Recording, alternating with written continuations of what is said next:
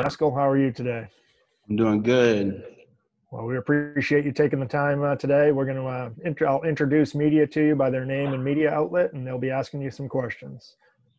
We're going to start off with Bill Rabinowitz from Columbus Dispatch. Hi, Haskell. How are you? I'm doing great. How about yourself? Good, good. Congratulations on your All-American honor, first of all. So that's part of the question. How do you feel about that? And second, I want to ask you about Tommy Togiai, his progress, and just how dominating has he been? What's been the biggest area of growth that you've seen in him? Everyone knows how strong he is, but what else has he shown you this year?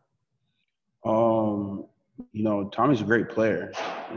Just including like me, we played behind great players, and his growth is just his knowledge of the game, and just like you're not guessing on what's coming. He's in the film room, he's doing the extra work, writing stuff down, taking great notes, and paying attention in the meeting room and in the classroom and applying it on the field. So I think that's one of the greatest things that he's improved on this year, and just more reps and becoming that leader in the room. And Bill had asked, how do you feel about your All-American honor for yourself as well?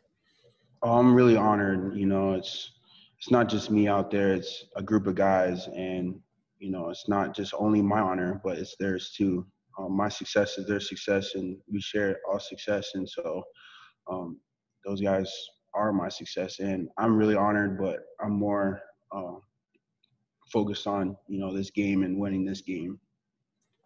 Next question will be Spencer Holbrook from Letterman Row. Haskell, when you watch a guy like Travis Etienne on film and trying to stop the run game that you guys have been so successful with, what stands out about him and what makes him so difficult to bring down? His vision. His ability to see an open gap and hit it. His ability to run downhill, and he's a downhill runner. He's a very hard runner, and he's fast. And so we got a great challenge in front of us, and it's going to be a good game. Next up will be Tony Gerdeman from Buckeye Scoop. Haskell, given what happened to you earlier in the year, when you were just thinking about trying to get back to football, now you are named an All-American, and I realize you just wanted to talk about your team. But can you appreciate what you've done in the moment? Like, can you see yourself and appreciate what you've been able to do? I can, but like I said, I'm trying to stay in the moment. I can celebrate all the accolades and everything that I've accomplished myself after the season, but I'm more worried about this team that we're playing and the game we got coming up on Friday. Got it. We'll now go to Brendan Gulick from Buckeyes Now. Hi, Haskell. It's kind of funny how this whole thing has come full circle back to Clemson again, almost exactly 1 year later, considering all of the things the last 12 months that have gone counterintuitive. Is the fact that there really isn't a lot of time between the Big Ten championship and the college football playoff semifinal, the fact that it's much shorter than normal, do you think that helps you guys stay focused on, prepping for the game rather than thinking about the big picture and having such a long lead up and all the different things that come along with that? Yeah, it's a lot shorter time, a quicker turnaround to a bowl game. But I think it'll help us. We're more focused on this game, and it's not a long period of waiting for the build-up, waiting and constant practicing. We're just getting on it and going now instead of usually having a whole month of preparation. It's now. It's like something you would handle in the regular season. So I like it, to be so honest with you. Next up is Dan Hope from 11 Warriors. Hey, Haskell, you weren't one of the players who was in the virtual senior day. Have you made a decision on whether you're going to be back at Ohio State next year? No, I haven't. I'm still debating that, and that's, again, something that I have to go over with myself and my family after the season. I'm just trying to stay in the moment and stay focused so I can contribute as much as I can to the team. We'll now go to Tim May from Letterman Row. Haskell, there's no question. One of the plays that got Clemson back into that game last year was Trevor Lawrence right up the middle and then swerving out left and scoring on a touchdown. How much is that on y'all's mind from the standpoint of his ability to run, and how much would that kind of play into you guys having to be a little bit cautious coming through A and B gaps to make sure you don't overrun him, if you follow my drift? Mm-hmm. We just got to play our game. All season, we've, really stopped the run, and we've prided ourselves on it. And I feel that, if we just play our game and play to our abilities and make sure we all do our jobs, stuff like that won't happen. We'll go to Patrick Murphy from 24/7 Sports. Haskell, I know you just said you hadn't made your mind up about coming back or not, but the chance to play a major role as a senior in a college football playoff game with potentially going on to compete for a national championship, what would that mean for you, taking into account everything that's happened, your 4 years here, all that? What would that mean to you to get through this game and play for a national title?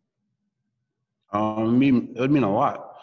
I feel like every kid as they're growing up is to play in a national title, let alone go to college at a D1 school. So I think for me, it'll be a blessing and an honor, and everything that I dreamed about as a kid and worked for leading up to this point, it would mean the world to me. Next up is Whitney Harding from NBC4. Hey, Haskell, I know we talked already about Trevor Lawrence's ability to run. At the same time, how important is it to get pressure on him while balancing that possibility he can take off? How big a good challenge is that for you guys? It's going to be a big challenge, especially, he's a dynamic quarterback. Usually dudes who are that tall and that big, they don't really run, but like we know, the game is changing.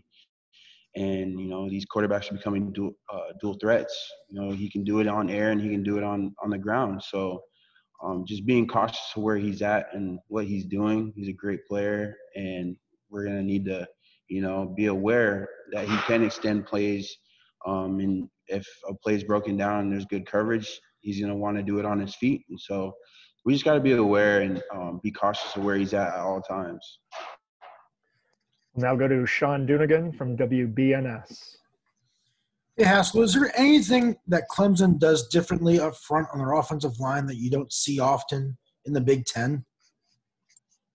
No, I feel like, they're a great group. They gel together and they get the job done. They make sure that they do their job and they do it very well. And that's why they have so much success. And I know that there's young guys that have stepped up, and that just shows the leadership in the room. And so I think that, there's nothing that they do different than anybody else. I just think that they play, great football, and they're very assignment sound.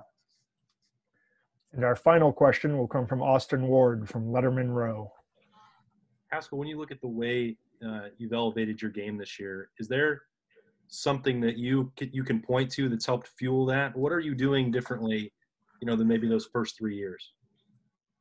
The first 3 years, it was really being humble and being a sponge in the room, gathering all the knowledge from all the guys. Like I've told you throughout the season, there's great athletes ahead of me, great D tackles and great DNs. And when you're in a room full of talent, sometimes some talent gets passed up. But for me, it was really just seizing the opportunity. Knowing that those 3 years playing behind those guys prepared me for this moment. And I feel like the only thing that I can really say that I've enhanced this year is really my knowledge of the game, knowing the whole defense in its entirety, and knowing, who's behind me and what coverage we're in, so that I can play fast and anticipate instead of react. Thank you very much for your time this afternoon. We'll let you get back to your preparations for the game and look forward to seeing you in New Orleans in a few days. Thank you. Alrighty, we'll continue today with defensive tackle Tommy Togiai.